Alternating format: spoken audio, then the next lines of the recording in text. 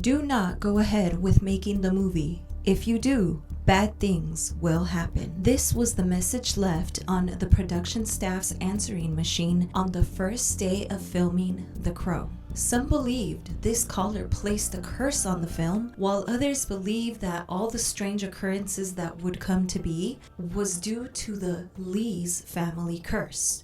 At the end of the video, let me know what you think. On the first day of filming, an accident occurred, almost killing a crew member. This crew member was using a boom lift to set up some lights. He moved the equipment a little too close to a ditch and he ended up falling into it.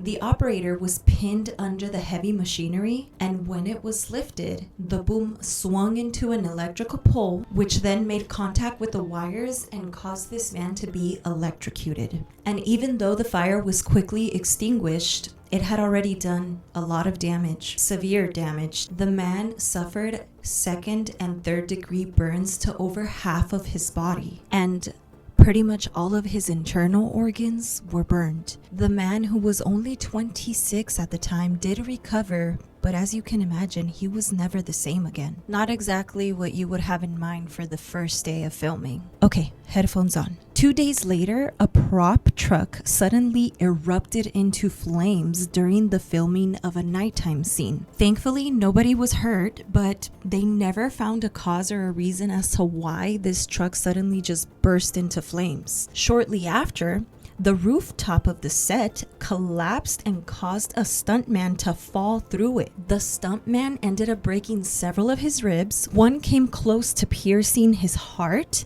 and when he hit the floor, a spike missed his head by just a few inches. So it was like a real Final Destination moment. A carpenter in the arts department slipped on debris on the floor, and when he reached out to probably try to catch himself, a screwdriver ended up going all the way through his hand. Things are not going well during the filming of this movie so far. A sculptor who also worked in the arts department drove through the set and completely destroyed it. There are two stories behind to why or how this happened. The first story was that he simply lost control of the vehicle and ended up running into the set. The other story, which was actually published in the LA Times, was that he purposefully drove through the soundstage, or through the set, because he had been fired and was upset over it, and so this was his way of saying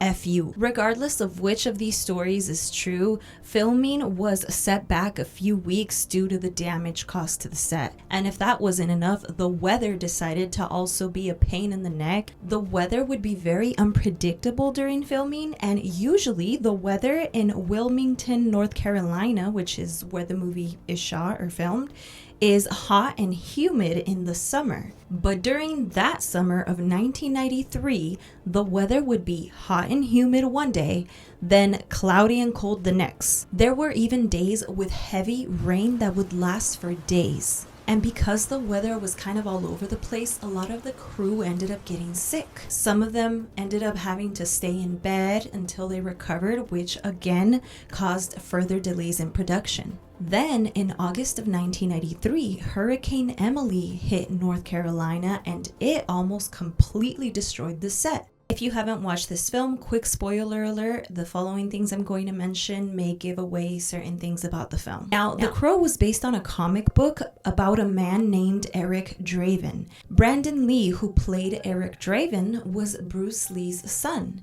And as many of you may know, unfortunately, this would be the last film that Brandon Lee would appear in. With only 8 days left of filming, a tragedy would occur while shooting a particular scene. In the film, there's a scene where Eric Draven is having a sort of flashback of that horrible night when he and his fiancée were unalived. In the scene, Brandon enters his apartment where he finds his fiancée being beaten and R-worded, but before he can do anything, the character known as Fun Boy, played by Michael Massey, pulls out a handgun, a .44 handgun, I believe, and he pews Brandon's character. After Massey fired the weapon, the director yelled, "Cut!" but Brandon never got back up. It seems it took everyone kind of a moment to really process what was happening, and it wasn't until someone noticed that there was a growing pool of blood by Brandon that they knew something was seriously wrong. An ambulance was then called, but Brandon had already lost a lot of blood and he was in need of an immediate transfusion. Now, for this next part, I'm going to be looking down at my notes quite a bit, so just don't mind me because I'm going to try to go over how it is believed that this happened. Now, everything was pretty much set and ready before filming this particular scene, but due to everything that had occurred with, all the tragic accidents before this and all of the other things, a lot of money had already been spent, and it seemed they had gone probably over budget even.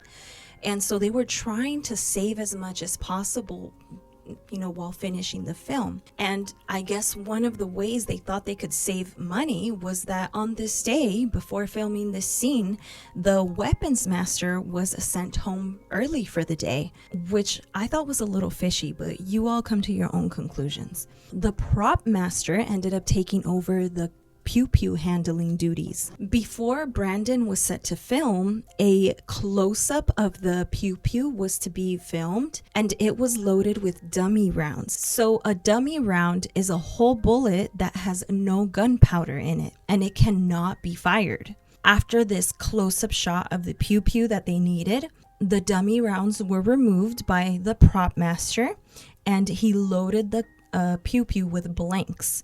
Now, blanks are loaded with gunpowder but don't have a bullet attached to the cartridge.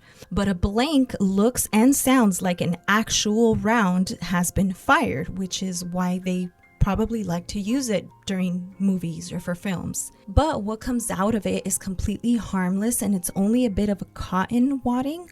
But because the prop master was not that experienced, he didn't notice that the bullet of the dummy round had come loose and was lodged in the barrel of the revolver, which is the weapon in the film. So when the trigger was pulled, the wadding came out of the blank with enough force and velocity as a real bullet. Lee was in surgery to have the bullet removed.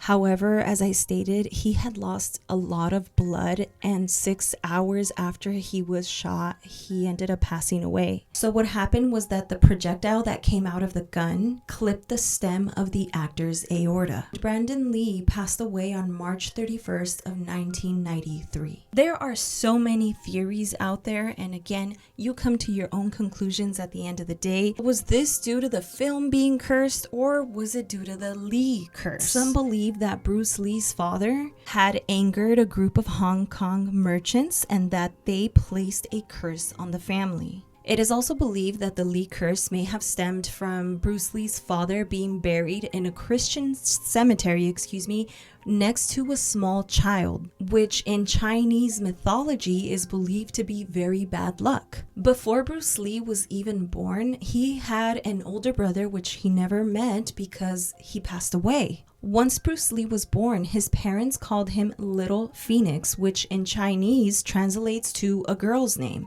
This was because they wanted to confuse the so-called demon that was after the family. And one can't help but notice the similarities in Bruce Lee's death and that of Brandon Lee's death. Bruce Lee passed away in July of 1973, and Brandon passed away on March of 1993, exactly 20 years apart. Both passed away before the release of their last films, and both of their characters in their last films are shot and then seek out revenge. Bruce Lee actually had a premonition of his own death and his son's death. You see, Bruce Lee believed he would pass away at half his father's age. His father had passed away at 64, and Bruce Lee passed away at 32. He also believed that his son would pass at a younger age than he, and Brandon Lee passed away at 28. And as I said, there are so many theories as to what really happened regarding Bruce Lee's death and regarding Brandon Lee's death. Bruce passed away while he was over at his co-star's home, Betty Ting Pei. I hope I'm pronouncing that correctly. But there are many people who believe this was a little bit more than just a co-star to him, and they believe she may have been his mistress. And while he was over at Betty's house, he had a pretty severe headache after a long day of filming what would become his final movie, Game of Death. And Betty, trying to help Bruce feel better, she decided to give him a painkiller, and I'm going to butcher this name, but I'll insert it on the screen as well, called either Equagestic or Equagestic, I don't know. But she gave him this, and Lee fell asleep and never woke back up. When Betty realized that Bruce Lee wasn't waking up, instead of calling, for help, like an ambulance or whatnot, she actually called the director of the film. So she calls the director. For whatever reason she chose to do that, I don't know. But she did. He comes over, and once he sees for himself that Bruce Lee is not waking up, he is the one that then called for help. Bruce Lee's death was determined to be caused by cerebral edema, by allergic reaction to the painkiller that Betty had given him. And apparently this wasn't the first time Bruce Lee had taken this painkiller. Bruce Lee had once upon a time took this painkiller, maybe when he had a headache or who knows for what other reason, a while back. And he had to go to the hospital again because he had probably some sort of allergic reaction to it. And he was warned to never take that painkiller again. Do you think that all of these strange occurrences, both happening to Bruce Lee and to Brandon Lee, both of them passing during the filming of their what would become their last film, do you believe that the film The Crow was cursed, or is this due to a Lee family cursed in general? Let me know your thoughts down below. And I know there have been remakes of the film The Crow, but to me there will just never be another one like the original with Brandon Lee in it. If you haven't yet watched it, honestly, watch it now. I'm probably going to go rewatch it right now. Thank you so much. Have a good night, and until next time.